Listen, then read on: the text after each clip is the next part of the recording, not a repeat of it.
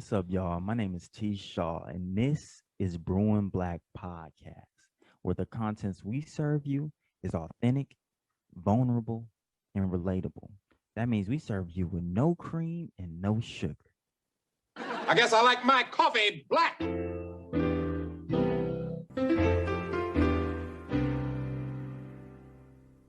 What's up, everyone? My name is Scholar P, pronouns he, him, his. And it's your boy T. Shaw, pronouns he, him, his. And this is Brewin Black, your favorite podcast for those who like their topics like we like our coffee. Black. T, how you feeling, brother? I'm alive. Yeah. I'm alive. That's all that matters. I'm finally back at 100%. You know that BA.5 out there and putting up Michael Jordan numbers across the country, across the world. And it got me. I had lived 2 years without actually getting a COVID scare. I've kind of been in the house. I've been vaccinated, boosted up, you feel me, wearing my mask.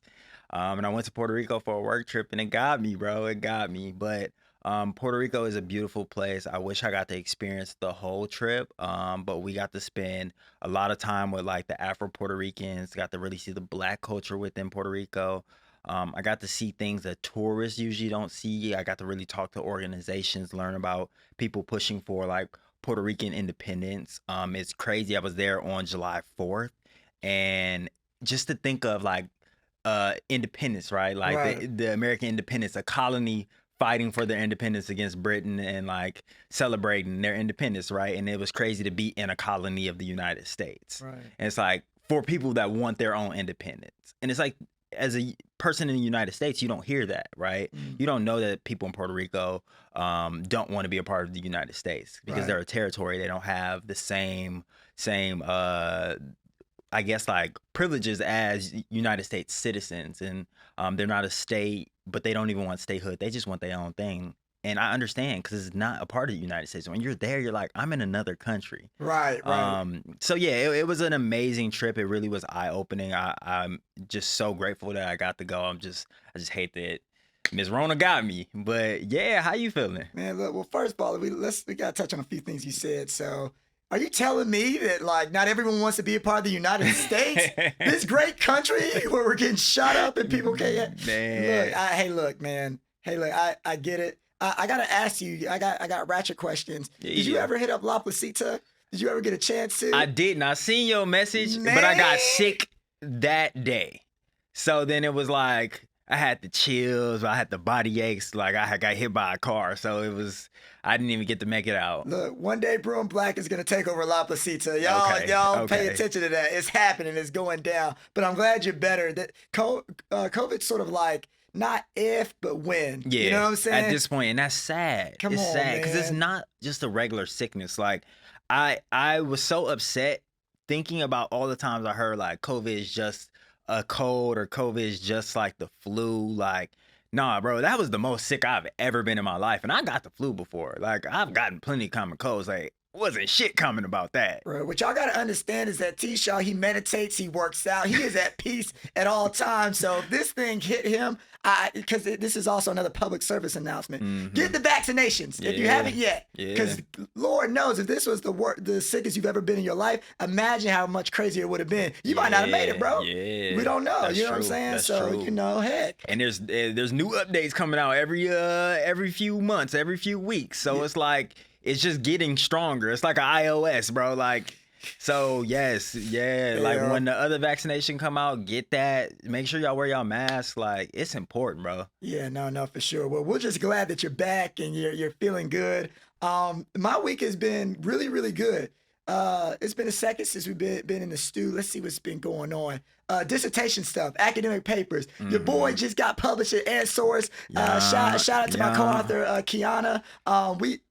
It was great. Had an article about intergroup dialogue and why it's so important in K-12 schools. And so, you know, I'm sort of riding off the high off that. Got a pool party coming up for my organization. Got birthday festivities. Your boy's about to be 29. Let's get it. Knocking on 30's door. Like, yeah, you know. So I'm feeling good though, man. Like I'm focused. I'm zeroed in, bro. It feel feels it. great. It's a time of celebrations. I feel that. Yes, Before sir. we hop into the show, I want you to just plug your article a little bit more. Talk about, so the article is about why intergroup dialogues matter. So Right. why do they matter? Why do you think that other universities and other organizations should adopt this method? Well, I think there's a lot of misinformation going on. I think as Americans, you know, we are great at critiquing each other and hating each other, but we're not great at seeing each other, understanding each other, and understanding what folks go through. I say one of the biggest things about white supremacy is that it makes you believe that the person beside you is your enemy because you don't know their history, you don't know their context, you don't know their story. And there are people who are invested in you not knowing those things. And so intergroup dialogue gives me a chance as a black man to sit across from a privileged white man, and we can understand each other's stories. We can understand, you know, the things that each of us have been through, and we can come to some level of agreement, cordiality, being cordial with each other, right? And understanding each other on a much deeper level, right? Yeah. And I think that when people understand your history, your context, your story, they're a lot more open and a lot less hateful and a lot more mindful when they do mess up, That's a right? bar. And so, you know, we need that as adults, but like all of these things about the world, this starts when you're a kid. You learn messages about the world when you're a kid. And that's why this article talks about how this stuff should be implemented in the K-12 spaces, right? Because if you can get that 5-year-old to recognize, oh, this person is different from me in this way, I should respect them in this way, then oh my gosh, by the time that person's 15, by the time they're 18, by the time they're 25, and they're making policies, right? Or they're on Wall Street doing X, Y, and Z, or they're controlling zoning laws. These things are in mind. Exactly. So that's why it's so important. And this is hopefully the first of many articles and conversations around intergroup dialogue, critical race theory, ethnic studies. I want all of those things to be in our, you know, organic conversations and institutionalized within our schools and corporations. So be looking out for more. This is just the beginning, but it's my first publication ever. So your boy is lit right before the birthday. So I feel can't tell that. me nothing, bro. Well, look, congratulations. I loved everything you said because it makes so much sense, right? Like it comes down to that story. And when you hear someone's story, you can build some type of empathy.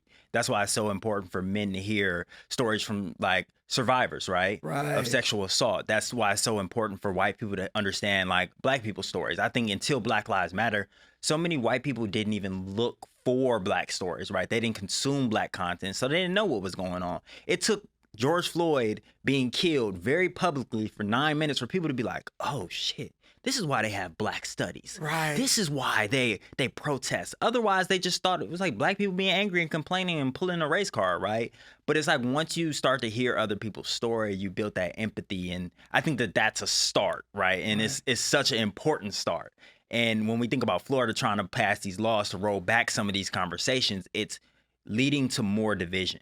Because when we don't talk to each other and we just talking to each other on social media, like we get nasty. Like I told somebody something kind of crazy yesterday. I ain't even gonna say it on the podcast on social media because he said something wild and it was like, well, shit, you talking wild? I talk crazy. Talk wild, yeah. So yeah, that's what it made me think of. It's like just a great way to cultivate some healthy conversations, and I think that's so important. Yeah. And the last thing I'll say about it is I think a lot of times with oppression, people assume that you can just be neutral. You know what I'm saying? And like, if you are neutral, you cannot fall into the traps of oppression. But here's the thing. Oppression counts on you being neutral and not caring about anything else, right? Because if you don't care about it, you don't look at yourself. If you don't look at yourself, you don't see the ways in which you benefit off of oppression, whether you are actively trying to or not. Ugh. So the key is you got to know about oppression so you know how you fit within the equation of oppression so then you can hold yourself accountable. Absolutely. And not just for today, it's for a lifetime. We've said this on the pod before.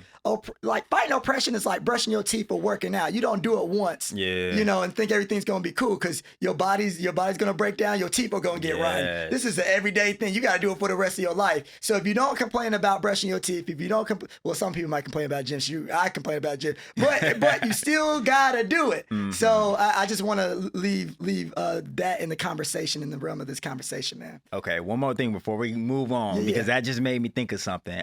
So I saw a post yesterday on I believe it's the Shade Room of Spiritual Word, as well as on like Twitter. Yeah. And it was a video of how a young man was killed because he intervened in it was like a domestic dispute. I heard of that. And the woman was being beat, and the guy intervened, and he got shot and killed. Yeah. And the narrative became, oh, this is why you're supposed to mind your business.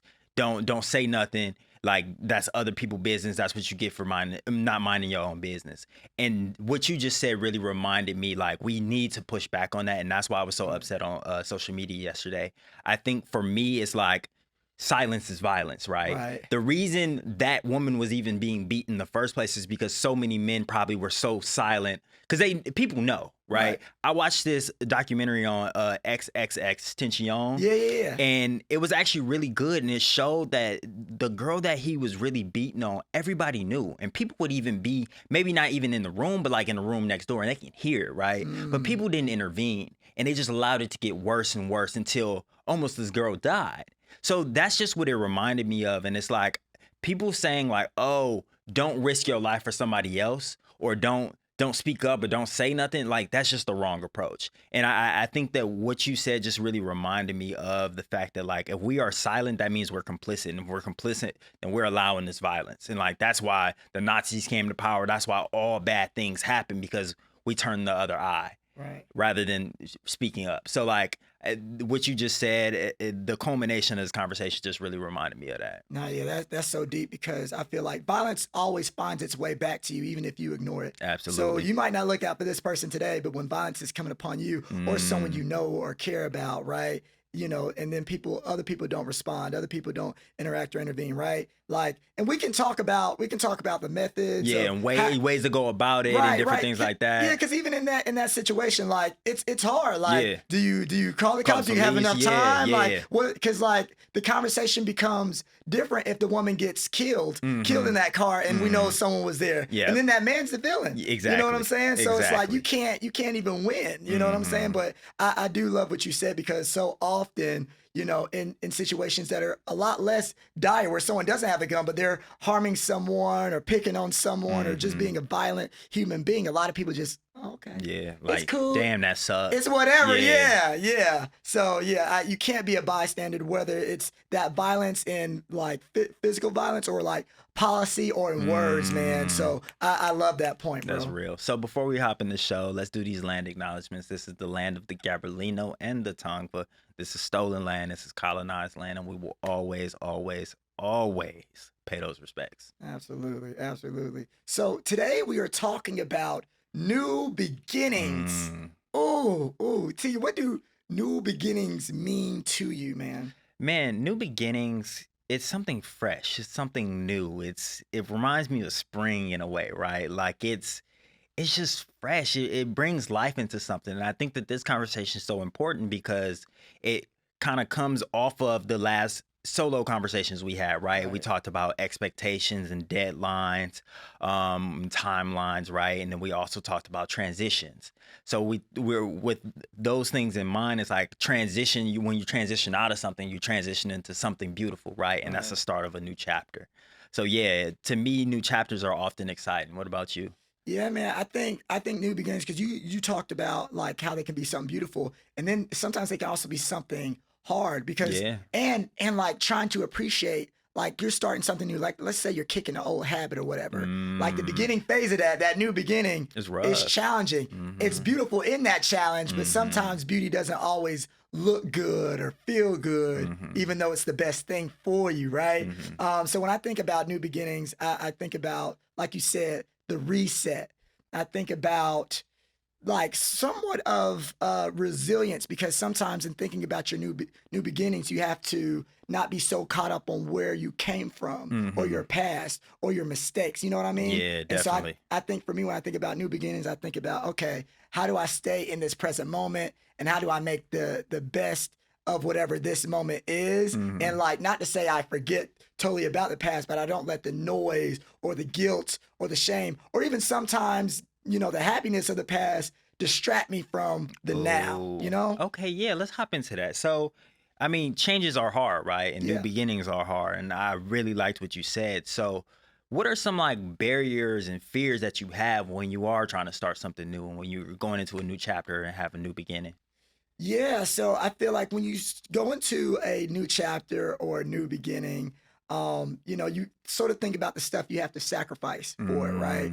I like that. Right. So anything that you go in and you sort of wonder, or at least I'll speak for myself, I sort of wonder, can I really live with the sacrifices that I'm about to make? You know what I'm saying? Like, because I think in the beginning of something, I'm like, yeah, let's do it. I got to give up this, I got to give up that, but it's cool. But then sometimes in my new beginnings, I'd be like, oh, first day I'm cool. First 2 or 3 days I'm cool.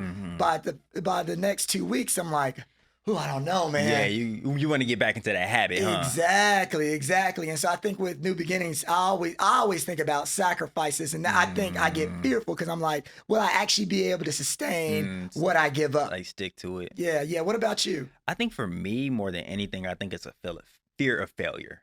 I think that when I think of new beginnings, I feel like I know that I probably can stick to a routine, because if I want to start something new, that means I'm kind of fed up of whatever I had before. Right. Like, I know that I need a new change. Right. And it's like, it probably took so long for me to even get to that point. So by the time I'm starting something new, the real barrier is like just the fear of failure, the start of it, right? Because you don't know what it looks like. It's all new, so you don't know if you're doing it right. And it's just like, go back to the trying shit thing, right? And I feel like for me, it's just knowing, I just need to reaffirm to myself that I'm on the right path. That like, no, this is like what you need to be doing. Yeah, things in the past might have been good, right? But it's like you knew you needed something better at some point, and that's why you decided to make this change. So it's like sticking to that and knowing that like the only failure that you really could have is like being complacent with what you used to have, if that makes sense. It's like, that was okay. It might have been even good, but it's like you knew you need something better or something great. And it's like, okay, well, how you gonna get there? Exactly. What are you gonna do to build yourself to achieve the goal that you know that you can do if you commit to it? So I think more than anything, it's a fear of failure, but I think there's just anxiety around it. That's another barrier. Or other people's like thoughts and judgments, right? Like, it's embarrassing to start something new, right? To not know how to do something. That shit is scary. Right. I don't know how you feel about it, but it's like, you feel like everybody's watching you. It's like all the cameras is pointing at me, and it's like, oh man, I don't know if I can do this. Right. But then it's like you sit down and you breathe through it, and you kind of get through it. It looks a little messy, but I think people don't care about it as much as you do, and no one's paying attention as much as you are. So it's like, as long as I can beat me, I can overcome like these overthinking and the thoughts that I have, I think that I'll be good. Yeah, man, you said so many things I want to touch on. So I think the first thing is, do you ever feel like, because you know you're a boss, you take care of your business, you handle your business, do you ever feel bad about having this fear of failure, because you sort of feel like, because I know for me, I'm like, I feel like I'm beyond those feelings, because it almost feels like, oh my gosh, I don't have enough confidence in myself if I have this fear of failure. And I'd be feeling guilty. I'm like, why do I have this fear of failure? Like, I'm a boss, I love myself, this, that, and the third. Like, I shouldn't be going through this. Do you ever have those feelings? Yeah, because I think I know what I'm capable of, but sometimes like a seed of doubt will really slip in. And you're like, damn, I've been able to do everything up until this point, but I don't know if I got this. Right. And it's like, it's just a moment, but if you marry that moment, you can be stuck in that moment. And you really like, I've fallen into that spiral, and it like might be a day, it might be 2 days, but it's like I have to work myself out of that funk. So yeah, I do start to feel guilty, and I start to believe it. And it's like I need to figure out, either it's the people around me reaffirming me, or it's like me reaffirming myself in the mirror, or just by doing different things that builds my confidence back up. And it's like, no, I got this. Right. I got this. But yeah, no, that seed of doubt slips in, and it's crippling sometimes. Oh, absolutely. So you reminded me of something else. I'm trying to remember the thought process, but while I'm thinking about it, let's move on to one of the next questions about fear. Oh, actually, you know what? No, I actually remember. It's the story. It's the story. So I remember, because I think sometimes when we think about new beginnings, it's sort of like, all right, we do the new beginning. We're afraid at first, and then everything just works out, right? And a few weeks ago, the day of our Juneteenth episode, the day we shot it, I got flamed on social media. And I remember we had that conversation, and I know that I have felt some vulnerability in even posting something else, right? Since then. Right. And so sometimes the new beginning, let's talk about new beginnings when you do start something, everything is going good, you're making that progress, and then you have a setback.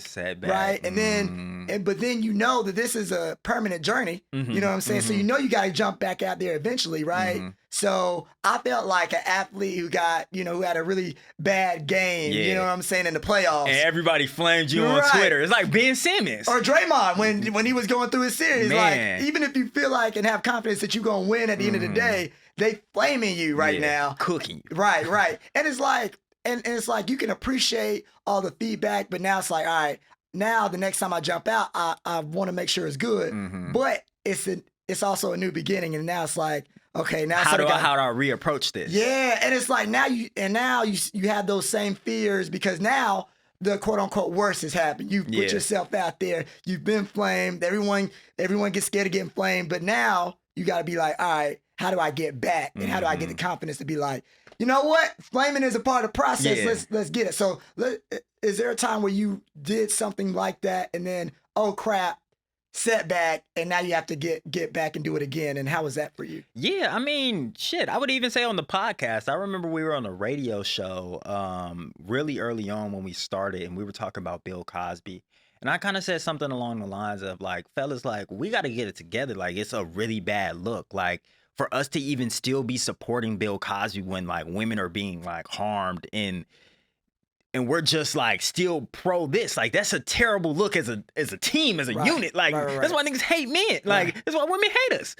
And somebody like really flamed me and was like, you're focusing on the optics. And like that's why women are being harmed, because you care about what y'all look like rather than what's happening to women. And I was like, no, that's not what I was saying. But like, because I'm talking to men, I think you have to cater to their gaze, right? Like men will care about like their appearance. They care about women, but you got to like tell them what it looks like too. So I understood what she was saying, but it's like, I don't think that was the sum of what I was saying, right? Yeah. But it's like, then I was nervous because it was like, oh shit, I don't know what to say now. So somebody critiqued when we had Raheem and Meek in the studio, and someone commented on one of the posts that I posted and was like, hey, retweet this if you love black people. And it was Raheem talking about why he got a black wife, he gonna have a black kid, and he love black people. He always gonna support black people, and like him being black, like that gives him like some self-empowerment to know that like this white man never gonna win. And somebody responded saying like, what is being black even mean, and how is this gonna stop like white supremacy?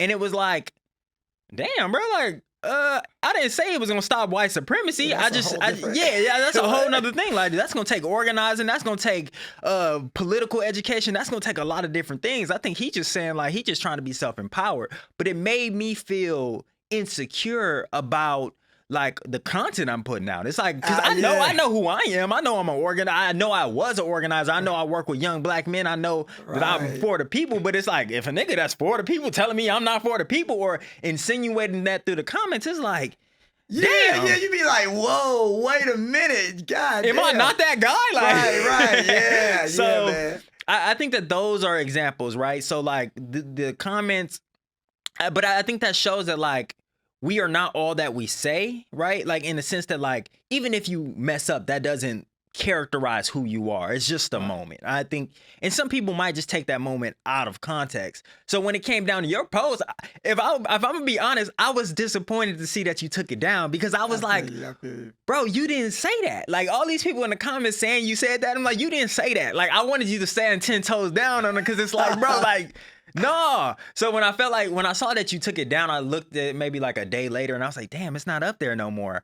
I felt like they won, and I wanted to hear that from you. Oh, yeah, no, for sure. So I talked to some people about it, and like what I realized was that I know what I was trying to. So I actually had a great conversation. Shout out to my man Jonathan Hilroy. We had a great conversation about what I was actually trying to say, but then I also had a conversation, shout out to Kiana, where we sort of talked about how I was making a comment about predation, but I was also making a comment about like the choices that like men make in terms of their sexual partners and sort of how we just don't care enough about ourselves. And those are sort of two, what I learned was that those are sort of two separate conversations. And when I had them on the same post, it conflated it opened me up for people to be like, oh, you're trying to say predators need self-love when that's not what I was saying at all. Or some people were saying like, oh, this is not, it's about women being harmed. It's not about anyone's legacy. So what I realized is that, okay, with this post being up, it allows the conflation of the two. There's too many layers. Yeah, because I even broke it down for my homie, and when I said what I was feeling, he was like, "Oh, I see what you're saying," right? But for me, it was about knowing how to articulate myself well, and it made me be a little bit more mindful of like, all right, this is how I should think about posts. Like, how could this be misconstrued? Like, I was even when I was breaking down some of the Juneteenth clips, I was like, there was one about take where I was like, Walmart and this company and that company should like be paying for people's defenses who are incarcerated, and I'm like, oh, if I put that on there, people are gonna think that I think that Walmart and Chevy Chase or Chase Bank are like actual allies in the movement and this, that, and the third. And I know I'm gonna get blamed for that. So I think in one way it was good because it made me be a little bit more critical. But I think I'm also learning that no matter what you say, people are gonna be pissed off regardless. Absolutely. And so for me, I think that with that post, I took it down because I actually could see what they were saying, and I looked at who was saying it. Like I looked at who you valued their opinions. Right, because these are scholars that I actually respect, and I think that we can't say, especially as Black men, like, oh, I want people who keep me accountable. I want people da da da da. Now, some of the way that some of the folks in the comments approached the situation, I wasn't really the biggest fan of, but at the same time, I think that they are sharpening me and they are pushing me because they believe in me in that much. And if they don't, then like they can feel free to unfollow me and stuff too. Like I'm sort of on that type of energy too, because but I'm never gonna push away fair critique. And I think that when we're in these types of situations, right, Brewin Black gets bigger and bigger and bigger. It opens us up for that type of critique and for us to push ourselves. And sometimes on some days, like I have plenty of posts that some people don't agree with that I've definitely kept up. And this one was just more so like, and because it's talking about predation, and it is a very vulnerable topic, I knew that I didn't want those words to be conflated because my point about men, I do stand by that, but it just shouldn't have been conflated with the predation part because predation is just a whole separate thing. Yeah. And there wasn't really much to say about it other than, DJ Academics has like admitted that he's a predator. So like, I didn't have to do things about men and self-love and stuff like that. That could have been for another post. And I think that had that been another post, I think people would have fucked with this. So it is what it is. Yeah, it's a learning thing. Right. And I think that kind of reminds me of what we were talking about with failure, right? It's like you only fail when you stop. Right. If you don't come back on the court, like that's why people look at Ben Simmons and like look down on him, right? Because like Ben Simmons had a really bad playoff run and he hasn't played since. Right. And it's like maybe he's in his head, maybe he actually is hurt, but we don't know. We just know that you haven't stepped back on that court. So everything that we thought could still be true, you haven't proved us wrong yet. Even if you come back on the court and you flop, right? And you keep flopping, like you just got to keep coming because at some point you're going to get it right. Right. And I think that's what it is. It's like as long as you're still willing to try and put that foot forward, like imagine if like we allowed those people to get in our head, right? And this is why I'm also thinking like intergroup dialogues are so important, right? Like because we need to have healthy conversations with each other. When you spoke to that person on the phone, it was like, oh, I see what you're saying. Like, I might not agree still, but I understand where you're coming from. And I think a lot of times we lose like trying to understand someone. We're quick to rebuttal and be like, I don't think I agree with that. Instead of being like, what do you mean by that? Like, I wish that person on our post said, what do you mean by that? Right. Like, what do you think he really means by that? Because I'm kind of confused. This is what I think. Right. And it's like, instead of that, it's like people push or they ask very like poignant question. They put, I don't know, it's very like pointed. It's like, I don't know, you can tell that they're very critical of it.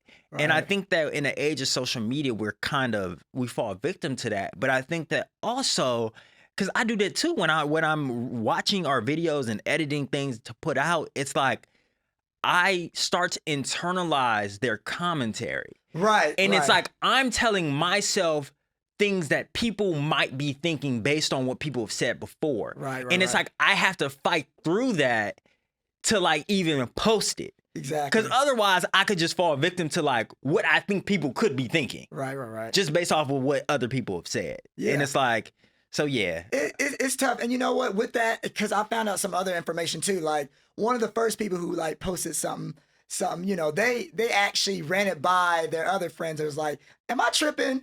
So I didn't know that context. Okay. And I think that, you know, in that moment, I was sort of heated. So I responded versus asking, oh, well, what do you mean by that? That will you break that down for me? I'm curious to know more. You know what I'm saying? And I think that when you take that approach, it's a lot healthier because I think that the main flamer wouldn't have gone as far had I approached it in that way. But you know, they say what they say, I feel a way, I say what I say, and it just keeps going back and forth. Yeah. Even though, you know, I think at least on my end, I think there's so much respect between us and love between us. But it's like, you know, especially when you're talking about serious issues like predation, it was like, you know, what can you do? Now, but it's like some things like the writing thing with the blackness, man, fuck with I don't give a damn. Like that's staying up. Like you know what I'm saying? Easy. Right. That shit go. That shit was fire. And I think that right now, and that I think that's why the Ed Source post was so big. But even in that, I was waiting for people to flame me for that, like find something wrong with it. And like you just sort of gotta say, fuck it, and just keep going and just let the chips fall where they may, because the horrible truth about it is that we're going to continue to grow regardless. There's an audience for every problematic thing and every quote unquote good thing. So it's like the audience is going to grow. You have to figure out what you're willing to stand by and disagree with people you love on. You know what I'm saying? Yeah. And I think that when you think about a new beginning, it takes a type of mental fortitude to know that like, hey, look, if my opinion unsettles someone and they can't have that conversation with me, then maybe they're not meant to be in my life. Yeah. And like, what does that look like? Because my brother that I had a conversation with, even the way he approached me in the post was like, hey bro, like let me pull you to the side. Yeah. Like, and we can agree to this. Call in versus call out. Yeah. And those are the things that I appreciate. And so it's sort of like, I think after that post, I'm very much willing to disagree with people, but I think in a good way, I know my audience and I know how things can be interpreted now that I've had that type of experience. Because I never thought I'd have that type of experience. And I think new beginnings can be great because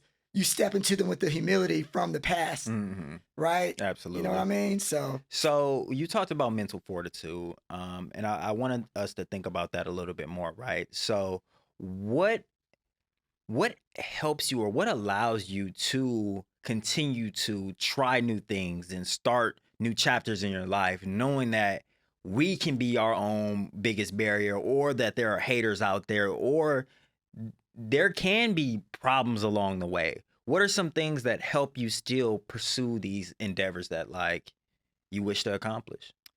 Yeah, I think it's a sense of urgency. You know what I'm saying? Like so going back to the media stuff, it's sort of like, this is what I want my life to be, right? People get flamed for things all the time.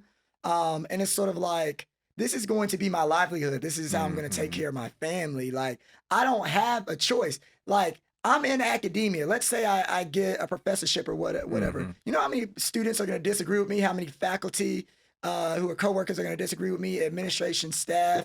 You know what I'm saying? Like, it's to be in a world where your job is to produce thought, right? And to make that content and to bring people in. Like, it invites hate, it invites vitriol, right? But it's like, this is who I am, so I don't have a choice. So for me, it's a sense of urgency. Like, what else is there? Yeah. There's not for me. I know my purpose on planet Earth. It doesn't. So it just comes with the territory. I think for me, you know, I've always been working on getting stronger and just sort of being like, I said what I said, I did what I did, and like I am open to the universe, God, whatever you believe in, letting people exit from my life who can't show me respect, who can't align with me, who can't even have a conversation when I offend them. Like my closest friends are ones that we've had the deep conversations like, you offended me here, you did this, you did that, I did this.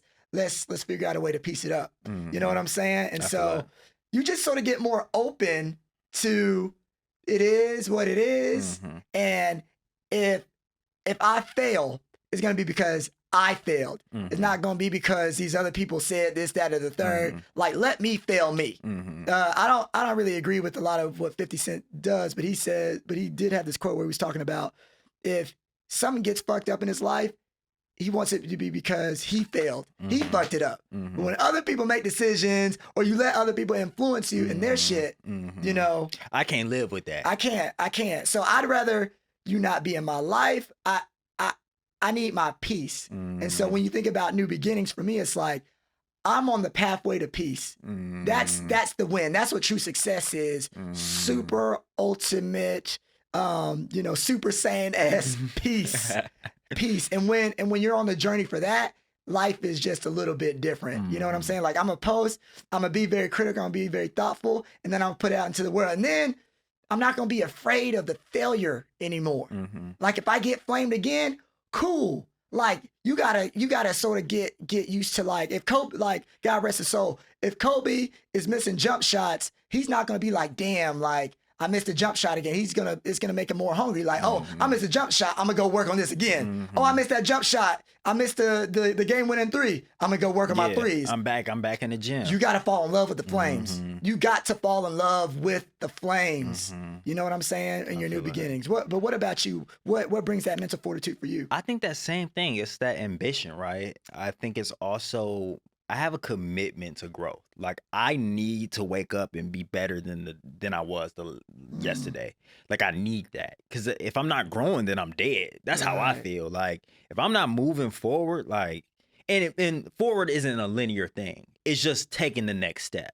And it's like I might trip, I might fall, I might be going the wrong way, but I will figure that out. You have to. I always tell my students, it's like you have to just start walking. You got to start going one way, and if it's not that way, then pivot.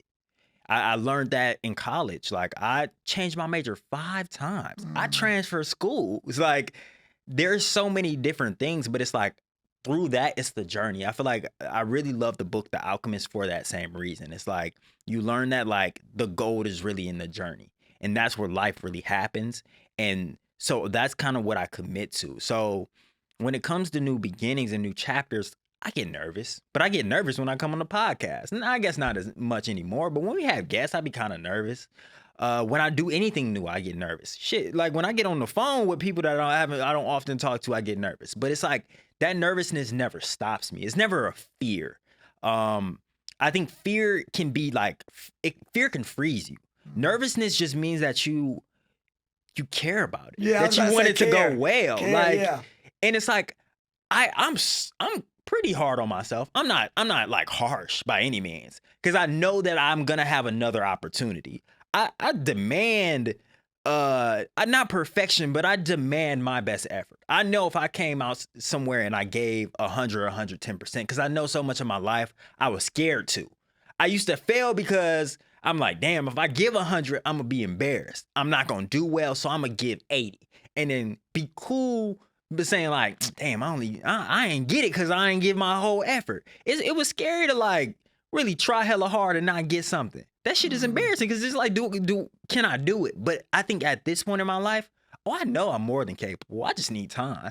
So I think for me, it's urgency, but it's like also knowing that I have time. It's like urgency, but patience. Right. It's like, I'm gonna keep pushing right now. Like I'm grinding for everything that I want for tomorrow, but I know that instant gratification doesn't exist. So it's like, I know I need to keep grinding. I'm gonna keep grinding until I get it. I just don't know how far I need to go. Right. But it's like I'm committed to the process of it. Can you, just real quick, can you talk about the difference between being hard on yourself versus being harsh? Because I think that sometimes we forget that, especially with our new beginnings. Because I know from myself personally, I get so caught up in past situations, right, where I'm just like, damn, I got something new.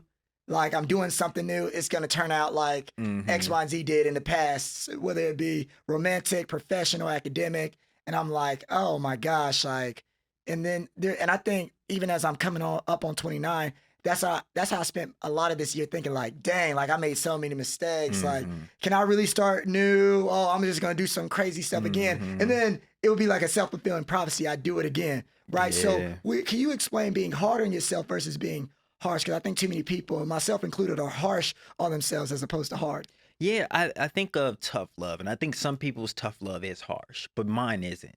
There's definitely grace there. I give myself plenty of grace. And I think it's just knowing as long as that I showed up and that I'm going to continue to show up, that's all that matters. And I think I learned this doing public speaking. I used to do a lot of different speeches or presentations. And after it, I would always feel bad. People would come up to me and tell me that I did so great. And in my head, I could think of the 3 times I stuttered over a word and I didn't deliver like I wanted to. But I used to start getting people to record me. So once I watched the recording, it would take me about a week and a half to even open it because I was just embarrassed. Then I would watch it and it wasn't nearly as bad as I remembered in my head. And even with the podcast, there's times I'm like, oh, I really said some hot shit, but then I stuttered in the middle of it. I can't even make a clip out of it. Then I watch it and it's like, I didn't even see it. Right. So that to me tells me that I'm overly critical on myself because I'm a recovering perfectionist. I think a lot of people that want to be great are perfectionists, and I'm a recovering perfectionist. I changed my mindset from perfection to progression, and I think that that's helped me because it's like, again, it's just like, all you got to do is show up the next time. You're going to always have another chance unless you dead. Then you don't got to worry about it. Like, so just know that, like, just show up at the office, show up to the court, show up wherever you need to show up the next day and give it your all. And if I think yoga has also taught me, like, you come to the mat every day, however you are, and don't be upset with yourself because sometimes you got it and sometimes you don't. Like sometimes your all might be 60%. Like I'm recovering from COVID. So I saw that grace in myself. It's like, damn, I really want to work hard today, but I only got 60%. Why push myself? Why overexert myself? Because I know I need to show up tomorrow. And if I overexert myself and I'm at 60 today, I'm going to be at 40 tomorrow. So it's like just being kind to myself. I think no one else is going to be kind to me. The world is going to run me into the ground if I let it. So it's like I need to know that, like, I love myself and I take care of myself and I'm gentle with myself in those ways, but also that I'm pushing myself. And it's like finding that balance. It's definitely a balancing act. But I think it's being kind. It's like as kind as I am to everybody else, I'm also very kind to myself. And I see a lot of people I love hard on themselves. They ask of themselves things that they wouldn't ask of other people. Absolutely. And I see how it exhausts them. And it's like, I don't want that from me. Because I love y'all, but I love me. Yeah, I love me, boy. So, yeah. So I think that's my difference. I love the term recovering perfectionist, and I want to encourage our audience to think about yourself going from a recovering perfectionist to an active progressionist. You know what I'm saying? I like that. And I feel like with new beginnings, it's like you have to remember that a new beginning doesn't mean that like it's a new beginning for a month or a day. A new beginning is every moment. So like if you fucked up 20,000 times in one day, as long as you're alive, as long as you're alive, what can you do to make the next moment the best moment? You know what I mean? Because I think so often, like, we fail, we like, gotta wait a week, gotta wait a day, or, you know, like, I need to go a week without doing this, otherwise I'm a complete failure. And it's like, nah, man, slow it down. Because I think when we think about exhaustion, you can't overwhelm yourself if you're thinking, oh, I got to be this type of person and it has to happen this way. It has to happen in this amount of days or in this amount of time. And then when you don't reach it, you like, you see? Yeah. But it's like I knew I wouldn't get it. You gotta do your best with each passing moment. And when you fail, you gotta be ready to jump right back in. You know what I'm saying? That next moment, all right, I failed this moment. Or not even fail, like it was a misstep. I tripped, I skipped. But like, now this new beginning is this new moment. Don't count the seconds, make the seconds count. Yeah. You know what I'm saying? There have been days I've woken up at 3 p.m. and I'm like, oh my God. Oh my God. Like my day is gone. And then I calm down, I say, all right, How I know most people are gonna stop responding to work stuff at 5. What can I do in these 2 hours Make the best to make the best of it? And really, I be getting a lot of stuff done when I have that type of mindset. Versus, I could wake up at 9 and be like, dang, I didn't wake up at 8. The whole day is gone. Yeah. And then you just sit and sulk and not do anything. And I've been there. Right. Like, I've been there. But it's like making the most out of it. And also, when you know you didn't show up like you wanted to, usually there's some type of fire there. Like the days I'm sure you wake up at 2 or 3 and you like, I only got 2 hours. You like, nigga, I'm finna get it. Bruh. I'm finna get it while I can. Bruh. And it's like you can be more productive in those 2 hours than you might have been at waking up at that 9. So it's like, I really like what you said. It's just knowing that everything is a process. It's not just a one-day thing. This is a lifetime commitment. Shit could be going wrong for 3 years, but it's like it only takes one moment to be the next thing, right? Like I think how Oprah is one of the richest people in the world, one of the most successful people in the world, one of the best interviewers I've ever watched. And she never got her big break until like 30, right? Working jobs that people never heard of, working for broadcasts that like people never watched. But it's like all of these moments matter. Like if Brewin Black never blows up and we move on to other things when we're 32 and 40 or whatever, whenever, and we're killing it there, it's like all of this matters. This is the practice. This is like when niggas say like you wasn't with me shooting in the gym, nigga, this the gym right here. So it's like just know that all of this matters and it's all building up to a point. And I think hope is a discipline. I'm reading this book and Marian Kaba, she's a prison abolitionist. She talks about this idea of hope as a discipline, and it's a commitment, and it's a process. And so much of life is going to push you to want to give up, to want to not believe. So hope has to become a discipline, and I see that it's like optimism is a feeling, but hope is a discipline. You commit to that every single day, and if you know that like what you're working for like is going to be worth it, then you just keep doing it. You keep doing it, and those self-doubts might come in, but it's like it's never gonna stop your process. And it's just committing to that. That's it, man. Look, this has been a great episode, man. This is a joy. I love this idea and this talk about new beginnings because so many people on pathways in life where it's just like they're about to jump into something new every day. Yeah, and sometimes people don't even realize. Sometimes people don't realize that they need a new beginning. They don't realize that like... Or they're scared to start it. Oh, yeah. All of it. So like this episode is for all those people who have a fear around a new beginning, who don't know. And this is the episode that like gets you to think about it. And some people who are in a new beginning and they're like trying to navigate it, like it's all important. And we're all going through it day in, day out. You know what I'm saying? So we got love for y'all, man. T, anything else? No, I just appreciate y'all rocking with us. I know we were out for a few weeks. You know, life be lifing. Life be lifing. But look, we rock with everybody that taps in to any and every episode. Thank y'all for rocking with us. We've been doing this for this is our second year. Man. Pushing 3 soon. You know, we gonna blow up at some point, or we won't. But it all still matters. It all still matters. And every episode matters. And I appreciate y'all for even rocking with us. Yeah. So. Like we say. Yeah. So, like we like to say, keep the coffee black. Peace, and we'll see y'all soon.